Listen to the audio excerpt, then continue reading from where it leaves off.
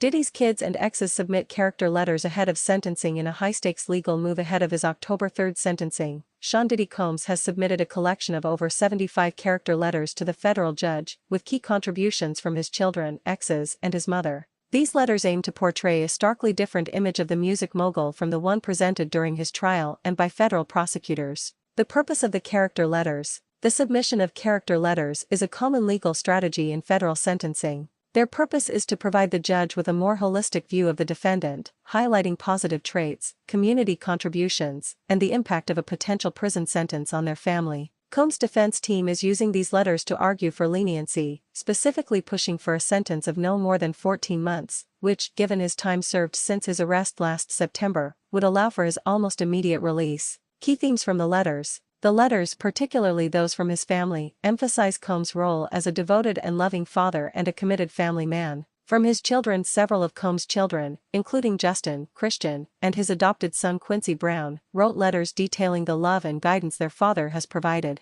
Quincy's letter highlighted how Combs stepped up to be present for his children, even during his own struggles. Justin Combs' letter acknowledged his father's mistakes but refused to let them erase the truth of who he is: a loving, present father who instilled in his children the importance of respect and honoring women. Christian Combs implored the judge to release his father, stating that his continued incarceration is driving me crazy and my family crazy. From his mother, Diddy's mother, Janice Combs, also submitted a letter, a powerful testament to a mother's plea. She acknowledged that her son has made some terrible mistakes but spoke of his childhood trauma, including the murder of his father when Combs was a toddler. She also made a personal appeal, noting that she will be 85 years old in December and wishes to spend the last few years of my life with my son. From his exes, perhaps most notably exes, including rapper Young Miami, whose legal name is Kersha Brownlee, and model Virginia Gina Wynn, have also submitted letters. Young Miami's letter was particularly detailed, describing a loving, genuine, supportive, and always encouraging man who was a mentor and pushed her to grow both personally and professionally. She stated that in her experience, Combs is not a danger or a threat to the community and is a man of God. Wynn, who was identified as a victim in the indictment, wrote a separate letter to the judge earlier in the summer, stating that she does not view him as a danger to her or the community and that he has been committed to being a father first. The defense's broader argument. The character letters are part of a larger, 182-page sentencing memorandum filed by Combs' legal team. The memorandum also details his life-altering and productive time behind bars, as well as the alleged inhumane living conditions he has experienced, including reports of maggots in food and a lack of fresh air. The defense lawyers argue that Combs has been punished enough and that prosecutors have lost all perspective in their push for a much harsher sentence. While Combs was convicted of 2 counts of transportation to engage in prostitution, he was acquitted on the more serious charges of sex trafficking and racketeering.